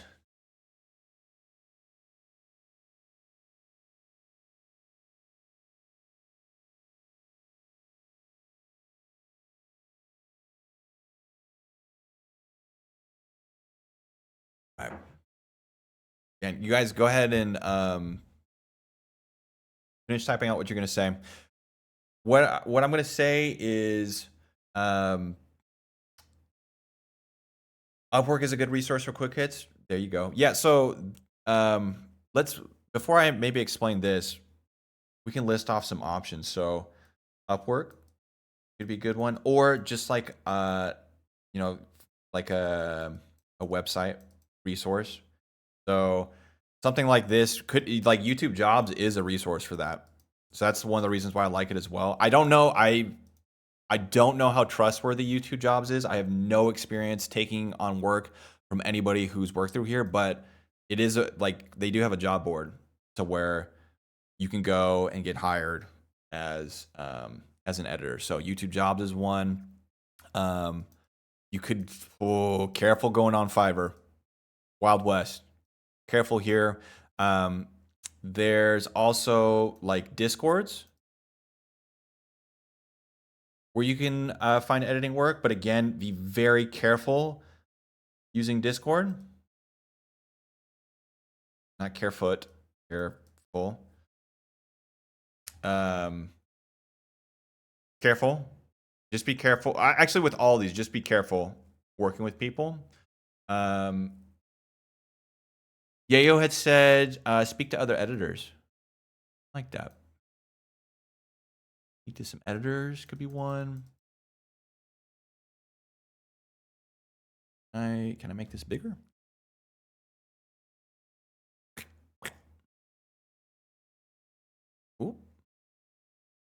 There we go. Then what is the best way to reach out to clients? Ross, I don't know if there is a best way. We'll go ahead and talk through it, but I'm not the expert here. I definitely don't want to pose as that as like a the authority on this. Definitely not me. You guys see me. Like we got to lower expectations there. Tim had said best opportunities that come from conventions and networking. Are these meetings like yes, Telly, they totally are. So most of the time, I start them at 2 p.m. Pacific Standard, but yes, they're a weekly thing. It's most of the time they're like completely open-ended. So this one has been more of kind of like a business conversation, but last week we did like a Fusion deep dive and we talked all things Fusion. So yeah, man, if you ever have like editing questions, like content questions, content strategy, yeah, we do them every week. Yeah, I'm glad you're able to make it, man. It's always cool to see some people in here just chatting editing. I happen to maybe touch grass and shake hands. Yeah, so I'm gonna start with the cold DMs, and then we'll work our way down to maybe talking through some of these things. Because again, there's not a great answer for this. Getting your first client is really difficult. So the reason why I don't like a cold DMs, and it's not to say that you can't do them, right? There's no what we're talking about here isn't binary. There's no yes and no's. There's better ideas and worse ideas, but it's not like this is good, or like this is evil, this is this is righteous. So when you send a cold DM to somebody, you are sending a message that basically screams, pay me. Please. Maybe you add a please in there. You have no idea what kind of mindset this person is. Most of the time when people do cold DMs, you haven't done any research on the person, or if you have done research, it's normally like at a very surface level, and they're normally the biggest red flag with a lot of these is that, for one, most of the time cold DMs are formatted in a very specific way. So they're formatted in like, hey X creator, hey you, I saw that you're lacking X views. I saw that you're not reaching the potential number of subscribers. I noticed that you're not posting as often as you want. When you send, and I'm not saying that you guys are doing that, or there's better ways to send cold DMs. I'm just speaking generically, right? When you say like, hey, you're missing this, I can help. You know what you're doing here? You're basically insulting who you're emailing to. You might not be intending to do it. You might not be trying to do it. You're trying to come from a place like, hey, I noticed that, I could help. But a lot of times the way this gets read is, hey, you're not doing good enough. Pay me to do it for you. I'm just going to be completely blunt and honest. That's how I read it every single time. Every single time I get somebody that says your thumbnails aren't good, let me make you better thumbnails. I'm like, so you think my thumbnails are shit? Dude, I spent 4 hours working on that thumbnail. You know what I mean? So make your personal brand, then start doing DM with the brand profile. I think cold DMs working with proper research also. Totally, Roz. If you feel like it works for you, I'm not saying you shouldn't do it. Yeah, I hope this doesn't come across as like, if you do this, it's bad. The main problem I have with cold DMs is that you are selling to somebody who may not be in the mindset to buy. So you're trying to sell a service, no matter how you phrase it, how politely you phrase it, whatever. You're trying to sell something to somebody who might not be ready to work with you. And so, like Tim said, 99% of the time, more than likely, we'll even round down. We'll say like 90%. 90% of the time, like, you're just going to get ignored. So that's why I don't recommend it, because what ends up happening is it ends up being a waste of your time. It's a waste of your time. It's a waste of the client's time because they've had to read your message. And now what the bigger issue with this, and you guys correct me if I'm wrong. Again, I'm yapping, right? It's just me. It's just me in the echo chamber up here. The bigger problem with that is you have burned a relationship. That person will never take you seriously again, ever. So you send a cold DM. You send a cold DM to somebody that you could potentially want to work with. They're not in the interest of doing any of this stuff. They say, hey, I'm whatever, blah, blah, blah. Work with me. Ignored, blocked, muted. I don't want an email from you ever again. Okay, so that's my big reason why. I don't like cold DMs. Again, it can work. You can get lucky where you reach out to somebody and say, hey, hey, my name is Tim. I really like what you do. Just curious if you had any editing opportunities. No worries if not. Whatever, right? There's no pressure there. You say, like, I would love an opportunity. If not, totally understand. I know this is kind of out of the blue. Whatever. I think cold DMs can work more if it's what did I just draw there? If it's more conversational and less of a sales pitch. When you're focused more on making a connection and less on like, I need to work with you right away, that's when I think cold DMs can be better. When you're just trying to establish a relationship. Ack, I just saw your message. You're a clown. So that's my thoughts. That's my thoughts on that. I'll let you guys type yours. I think when you DM somebody, you're telling them you have a problem and I have a solution for you. That's why I say in my DMs at the end, if you're interested in my service, you can contact me. I still think, Galonza, you're going to put yourself in, I think you're just going to continue to find that people that could be good to work with, you're going to lose those relationships. So from there, I would say we're going to systemize this. I'm going to say there's three ways that might be better. And this is why, Woogie, I know I've been talking for a while, so I appreciate your patience and listening to me. I'm going to say there's three ways to do this. And let me write some acronyms or some letters so that I don't forget. So there's W.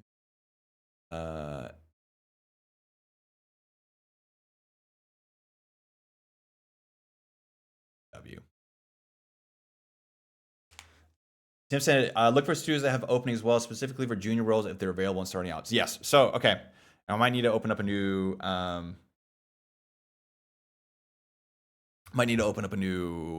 paint pad. Yeah, I appreciate all you guys in here who have been listening to me talk my head off now for an hour and a half. Y'all are legends. No, I see you. I see you.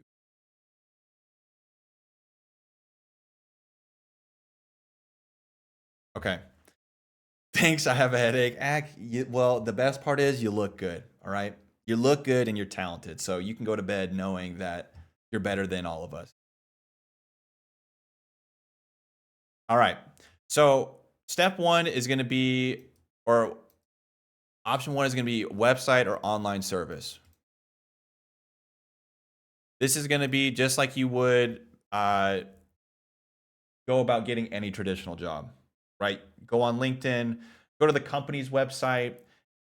If it is a bigger group, so I know, like, I don't know if you guys are familiar with the channel Yes Theory, but I remember a while ago they had a website where they would list job openings. There are bigger channels that have websites where they list openings, or even like for you, Woogie, it probably unlikely just because you don't have experience, but like esports orgs will also do that. They'll have things listed, but this would include like your Fivers, your Upworks, your Discord, whatever, right? So that would be option one, and you pick your poison here. So for you, I feel like in the gaming space, hit marker. Ooh, I'm not familiar with that. Hit marker jobs. Huh. Look at this. Well, there you go. Hit marker.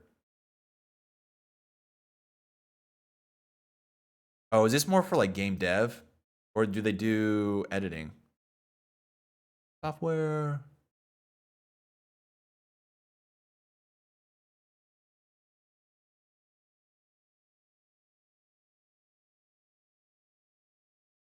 Interesting.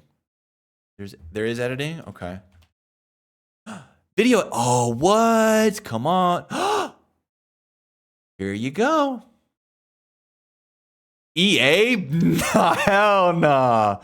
Hell nah. We don't need EA. Get out of here. Rockstar would be cool though. Anyways, so this though, if you're first starting out, Woogie would probably be not an option because they're gonna want experience. So yeah, these are all gonna want some level of experience. So down the road though, cool opportunity. Not always? Okay. Well, there you go. There you go. So anyways, website, online service. That's a good comms, Tim. I like that. The other one is going to be networking. And this is going to be what, like, there's so many parallels to finding editing work than to, you know, just finding real work and real clients and whatever. So networking would just be about making relationships. And you're already doing it right now, whether you know it or not. The fact that you showed up to this Discord call, Woogie, you are networking. You are working right now. So this time you can write it off. All right. At the end of the year, write off this Discord office hours as a networking event. So networking can look like a lot of things, but it's more about, I think there's a lot of opportunities to connect with your community and I got you, Tim, and the clients that you want to connect with that are going to establish relationships that'll last you a long, long time.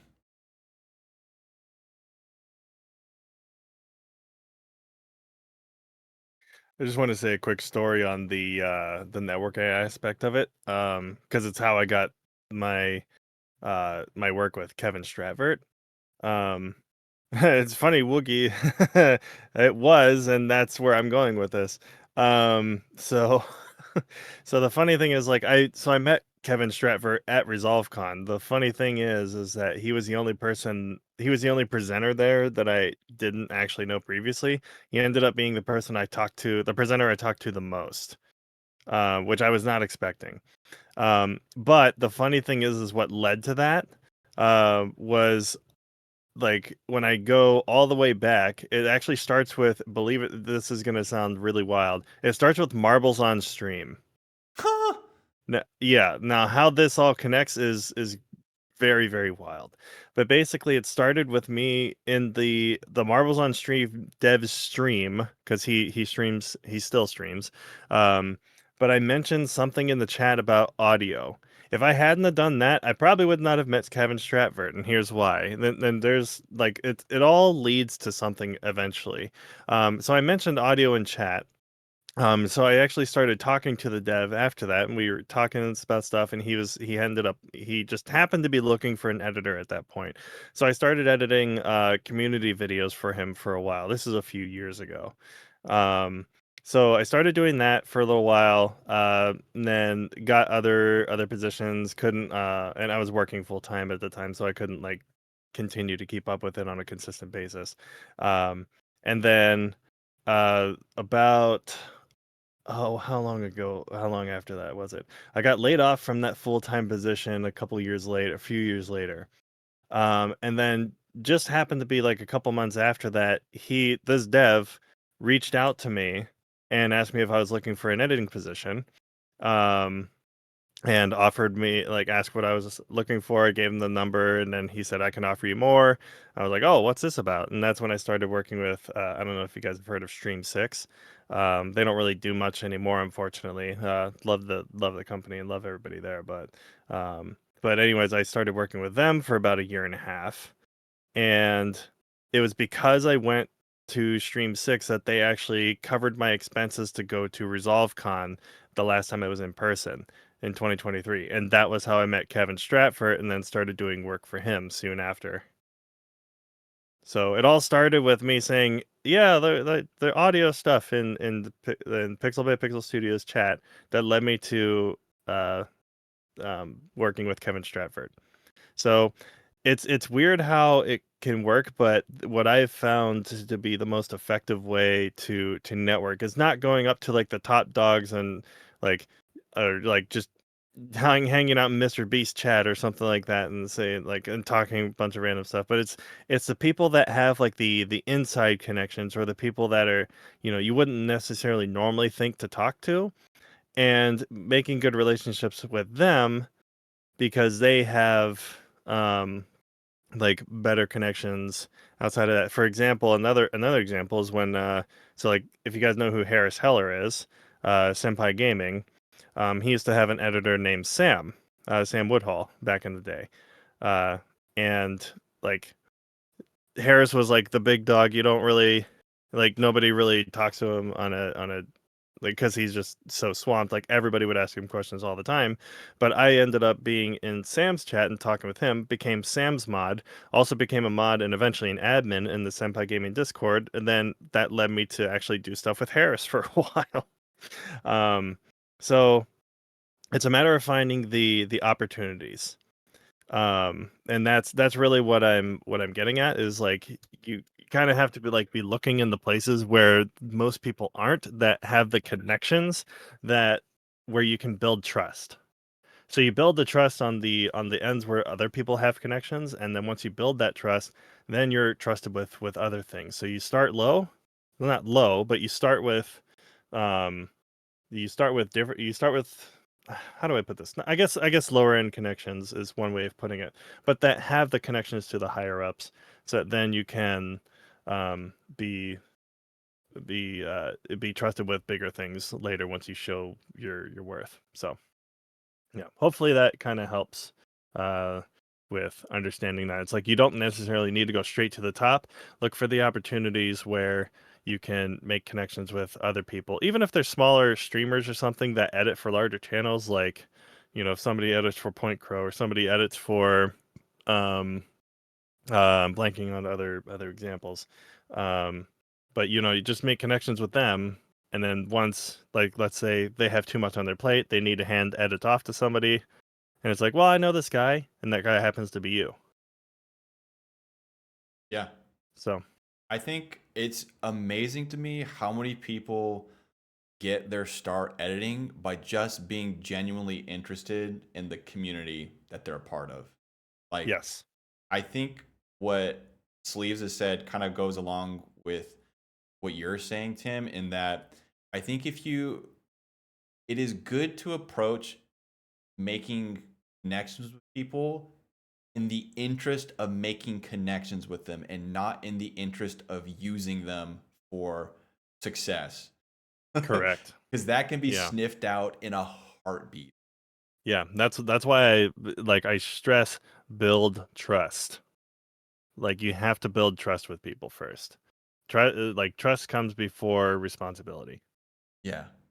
Yeah. I just I have a very similar story where that like my I'll have that start now too. in editing is just because um I was really into gaming and Call of Duty, and I ended up finding a stream, and then that streamer ended up deciding they wanted to edit videos, and I was like, yeah, bet, I'm down.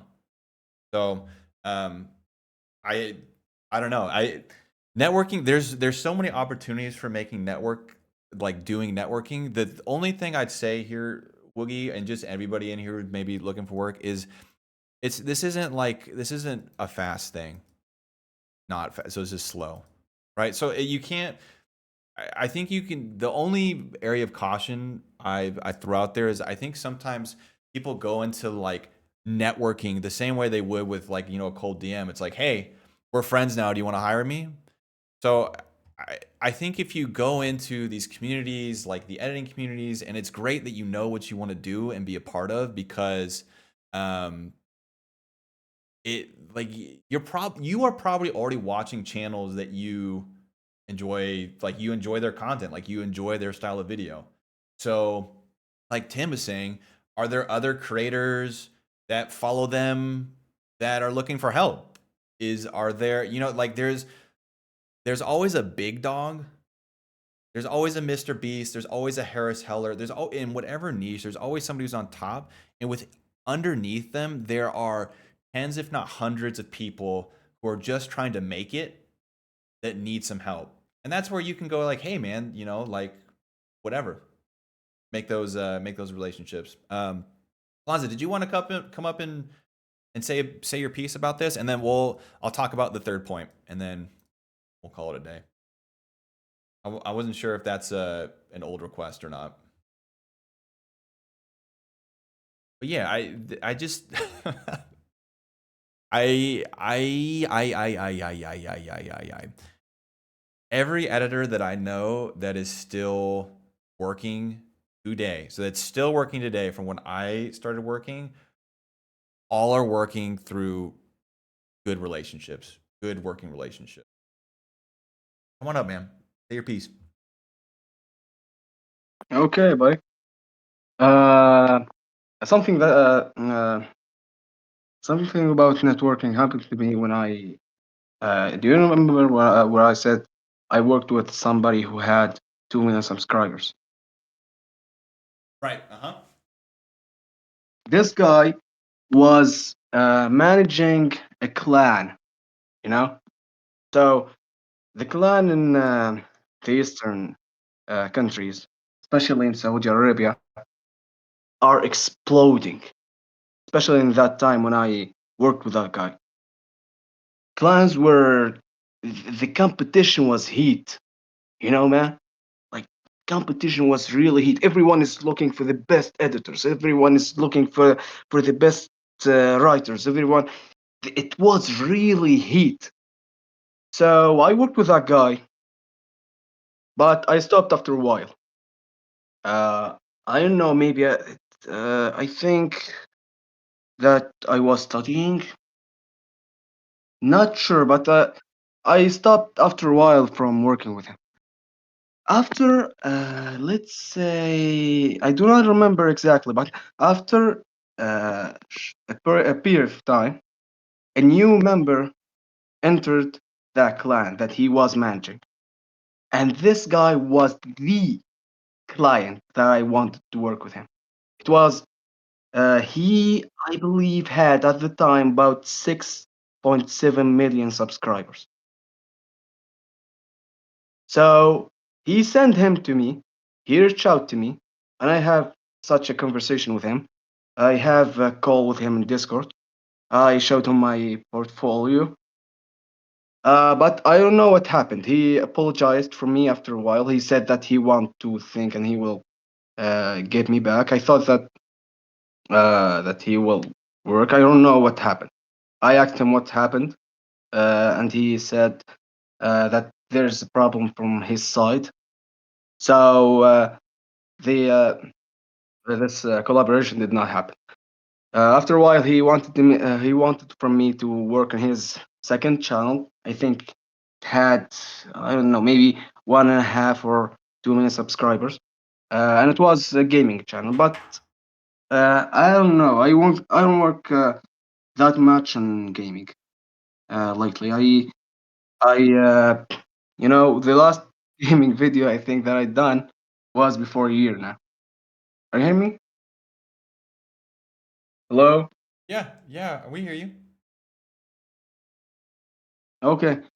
So yeah, that's my story. I worked with somebody and a new member was entered, and he was the client that I want to work with. Yeah.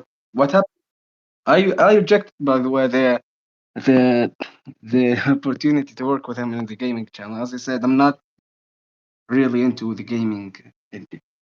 I gotcha. I got you. But still, it's always crazy like how far you can Yeah, go with just like a couple of connections. yeah, yeah. Yeah. I mean, I remember that client liked my work. You know, he liked my work, and I edited. Uh, we are Muslims. Usually, in Arabic countries, people are Muslims. I am Muslim too. So we have a holy month that's called Ramadan. You know, we fast in that day, and that's this month, and usually consumers and people watch YouTube a lot. There is a lot of content in this period. So usually big content creators have uh, like their videos go down, their views go down because there's a lot of content. There is a lot of content to consume. It's something normal. But when I edited for him a video, his videos, I remember, I don't know if that's right or not, but I remember that he was not even hitting the 100,000 views. So I edited him a short, and I remember that this short probably was the most seen video in this month in his channel. I think that hit about 380,000 views. I remember. I'm not really sure. Yeah, that's awesome. So yeah, yeah, Yeah, that's incredible. I mean, it's cool that you took the initiative and then it paid off and then you got to work with them. yeah, yeah. Yeah. Yeah. It's I But there's about the DMs stuff. Okay, say what you want to say because I want to say something about the DM stuff. okay. I if you can we keep it relatively to the point? Go ahead just Mm. because we're kind of running long on office hours and I want to get to Yayo's clips. Okay, okay, okay. So I believe maybe it's not the same in Western countries because in Eastern, for example, the competition is growing. It's I know Western countries um, are older, and like English speakers, YouTubers are usually having more subscribers and views and that kind of stuff.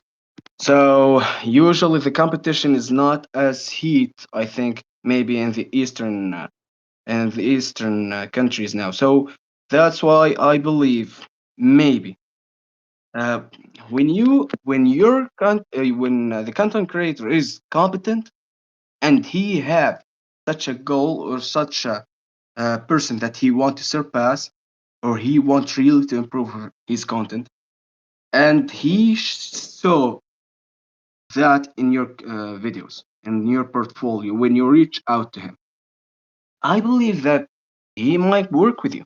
It's not a problem because you offered him a solution for his problem and he wants a solution. So I think that's not really a problem, Yeah. gaming people. Yeah. Yeah, totally. I mean, yeah, if I think if the approach works for But as you, I said, maybe that have uh, something with that. As I said, the competition in Eastern countries are so heat now. So maybe that have something with that. So maybe it's not the same as Western because I'm not. Usually I work with Eastern, as you know. So I'm not having a big idea about Western content. You know what I mean? yeah, yeah, yeah. Yeah, no, Yeah, totally. yeah. I just tend to find that it is not a great idea for me and the things that I want to do. But if it works for you, I don't Mm, think there's anything wrong with it. yeah. Yeah. Okay. Well, thank you, Glanza. That Okay, man. I appreciate that. Thank you, man. Okay. All right. So The last thing that I wanted to talk about real quick, and then we'll go over Yayo stuff, is we got websites, online, applying, networking, establishing good relationships. The last thing I'm going to say is just do good work. If you do good work, you make good videos, people will come to you. This is not as easy with your first client, right? Because it's hard to like come up with good work to show off, but it's really not an excuse to not start doing it. One of the best like pieces of advice for anybody who's getting into editing or just content creation in general is to edit for yourself, because you'll learn very quickly what works, what doesn't work, how long it takes to do something, you know. So like those more practical lessons that you don't really learn until you start working, you can avoid making a lot of those early mistakes when you just edit for yourself. So I'm a big fan of just doing a really good job, and then I mean people will find it. I promise it, especially if you share it online or do whatever. Like good work carries forever. So those would be my my 3 little tidbits. Woogie, did you have any questions on any of this stuff? I know we've been talking for a little while. It's might be a little much to digest, but is that all kind of making sense? And if not, that is totally okay.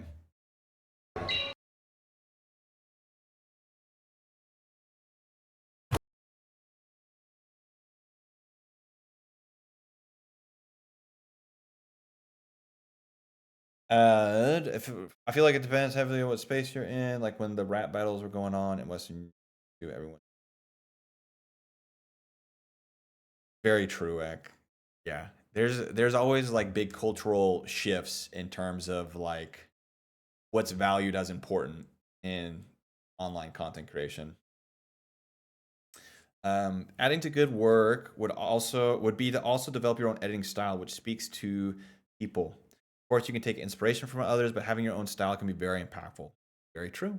Very true. Most of the people that end up wanting to work with me today would like to work with me because of what they've seen me do for other creators.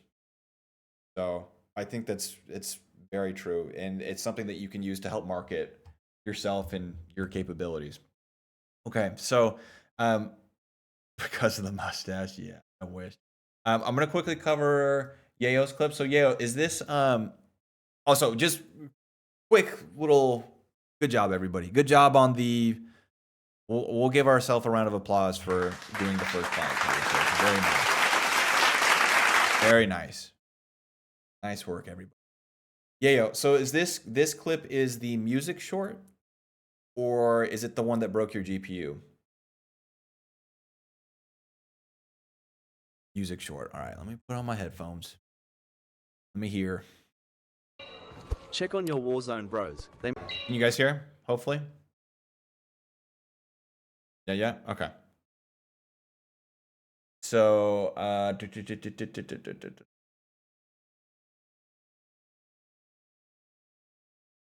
think we're on the same page. Let's do it. Check on your Warzone bros. They may be crashing out like this guy. Like, why can't you just call out where they are, you inbred? Kid, I said one on the roof. You see the red dots, do you not? Oh my god, dude, just call when Does you your get mini-map shot! not work? You Does your mini-map not work? I hate you, bro! You don't speed! 1 minute and 7 seconds earlier! One's in there, good. There. He's below me. He might swing on my front. How many? Come back. I don't know, you landed on your roof. It's the same team from earlier. Did you hear him below you or what? I like your little buddy. Bro, like, Just drive off, bro. I really cannot go anywhere. I mean, you just don't speak! On the roof. Thanks. Watch the car. Last one in the car. I said get in the car and you're riding around like a dumbass. You're sitting there looting. What the f are you doing? You're a fucking retard. Hey, there's the hard R. There's the gamer words. Hello, Cloud. Happy birthday, man. Yeah, so I think music choice, solid. I All out where they are, you inbred. I think in terms of music being used, definitely improved. I think it fits the mood and tone of this. Something that, so just overall feedback, Yayo, solid work. I think as you continue to go along, one thing that I would be aware of is your the amount of different text and graphic stylings you throw throughout this video. So you've got like orange text, black font. We've got this like Out like this guy. bubble here. There's like a lot of, we've got this kind of text going on in here. So when it comes to text, I think you can get into doing some really cool like typography things for YouTube, but with any kind of edit, the goal should be to elevate the clip, not distract from it. So for me personally, if you're going to be doing text stuff, Oh my god, you just call. pick like an area where you're gonna keep it, and then go from there. Also, this is just a Brandon thing. I would avoid doing gradients on your fonts. I would just stick with either solid red or solid white. It just helps things look a little bit cleaner. Hook is a solid for me. You could start with some shock for retention. Not enough sound effects either. Ooh, Cloud doesn't like it. Check on your Warzone bros. They may be crashing out like this guy. Like, why can't you just? Yeah, I kind of agree. I think you start here. I think that Check on your Warzone bros. They may be crashing out like this guy. Like, why can't you just call out? something else. So do not open with the gamer word. No, don't do that. Let's not do that. The other reason why I make an emphasis on graphics like this, right, is when we're talking about short form content. So just let's take a step back outside of like this gaming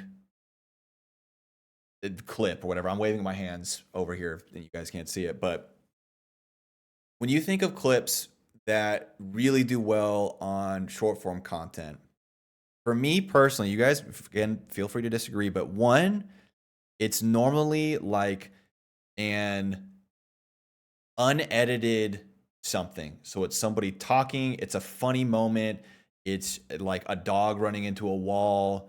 It's the clip itself is what sells it, or it's something that is on like the opposite end and it's like very highly edited.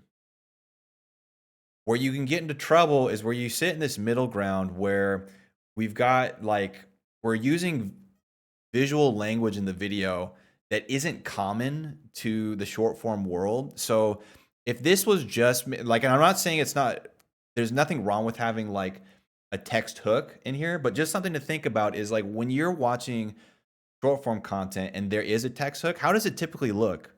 Is there a green like message bubble? Is there this like is the logo up top here with the kick thing up? Most of the time, from my experience, it's normally just like white text with a black drop shadow, right? So when you do something that's different, it can indicate to somebody, okay, swipe.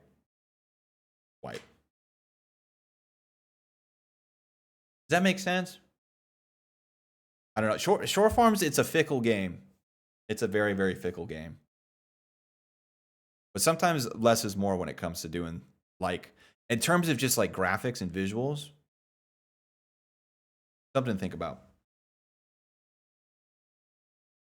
Yeah. Dude, I think, you know what's great about doing this sort of thing too, Yayo, is let's say you do this right? You do it and you go like, cool, I was able to make this thing. Take a step back, watch the video from a viewer's perspective and go, okay, does this add to this experience? Does it distract from the experience? Is it necessary for this scene? And if not, remove it, but save it.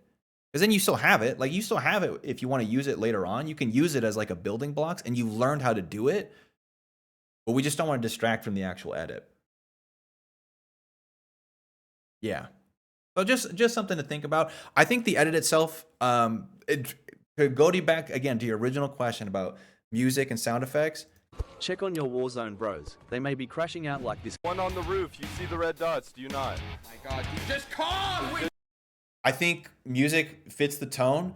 I think there's moments, like Clout was saying, where you could introduce some sound effects in here to kind of emphasize certain points. But you'll figure it out, man. I can tell that there's been progress from this clip in the last time you did something. So I would just say keep plugging away, man. Keep looking for areas to improve. Finding inspiration from other clips and how they pace things, how they show things, etc. Something I heard that sticks with me from another video is watch the video with the intention to leave and see where you want to leave in the video. That could be where a lot of people would stop watching. At least that's what I thought about with edits. I love that, Telly. I love that. If there's ever a moment, so what Telly's saying is like, watch your specifically short form content, right? Where we're in brain rot world. Look for moments for the swipe off, for the leave. If you ever feel that like drag or that lull where you're just like, nah, time to go. But yeah, but I think you're picking up what we're putting down, smelling what we're stepping in.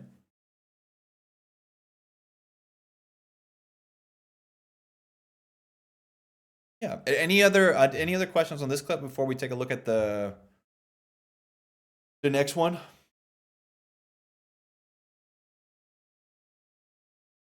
With the GPU clip, I noticed like 3 weeks ago, no matter what I rendered, no matter how I format it had weird artifacts.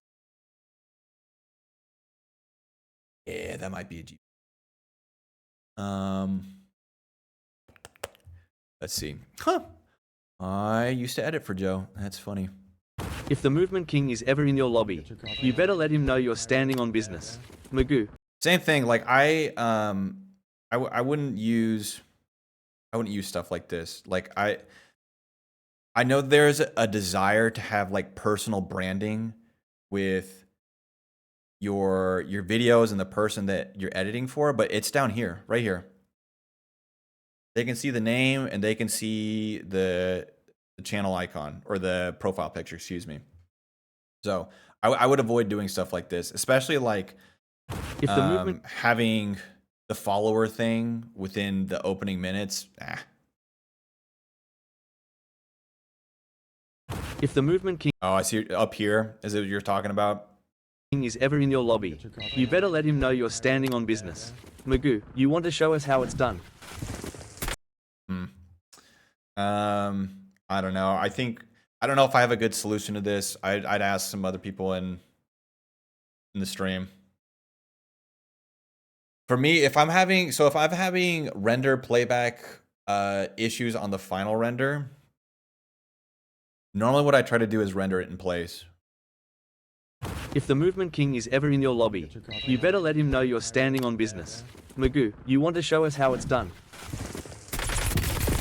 You guys are terrible, brother. You got specialists. So it's this little flickering up top. You're awful. It's only a game. Why you have to be mad? Is it you, right? Yeah, I'm resin. Wait, which friend? I don't have a... You know what could be fun, man? Is if this is Magoo's profile pic, instead of doing like the wiggle wobble with his text, for me personally, I feel like it would be funnier if you just had like the cutout of him down here. Like he was like a VR streamer. You know what I mean? Bye, Tim. Thanks for hanging out. As long as you did, man. Enjoy dinner. But yeah, if you just like masked him out and had just like the dude down here, or you just leave it off. Is it you, right?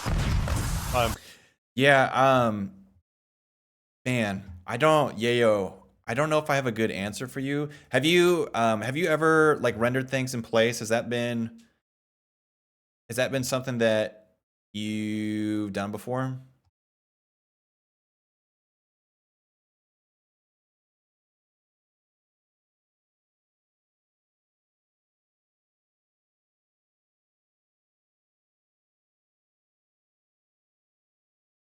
Oh, really? Oh, okay. Well, if Peach has got the solution, I would trust Peach.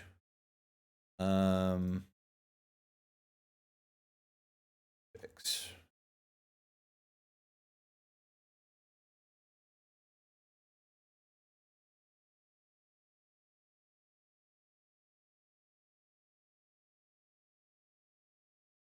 Where's that search term? Okay. Yeah.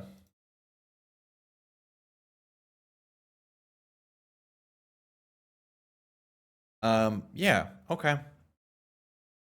Well, I would give Handbrake a go. I just it would be such a pain in the butt if you had to use Handbrake every time, but you might not have a choice if you're really having graphics issues.